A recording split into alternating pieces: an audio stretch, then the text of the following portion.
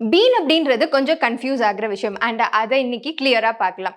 First have been அப்படின்றது கொண்டு அப்படின்ற மீனிங்ல வரும். இப்போ பார்த்தீங்கன்னா I have been waiting for you for 3 hours. அப்போ நான் 3 மணி நேரமா உனக்காக காத்து கொண்டு இருக்கிறேன் அப்படின்ட்டு சொல்றோம். ஸோ அந்த இடத்துல நம்ம ஹாவ் பீன் யூஸ் பண்ணிக்கலாம். ஹாவ் பீன் யூஸ் பண்றோம் அப்படின்னா அடுத்து வர வேர்ப் வந்து பேஸ் ஃபார்ம் ஆஃப் வேர்பாக தான் இருக்கணும். பேஸ் ஃபார்ம்னா என்ன?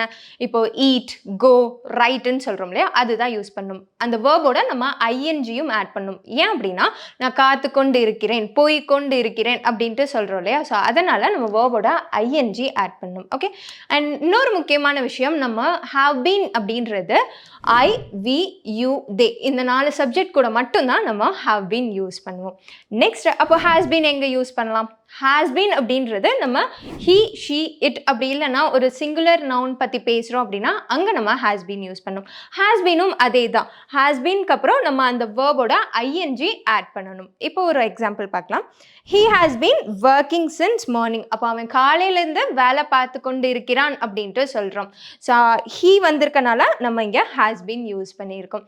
இப்போ உங்களுக்கு இந்த பீன் கான்செப்ட் புரிஞ்சிருக்குன்னு நினைக்கிறேன். See you in the other video. English Cafe. We present you the perfect English.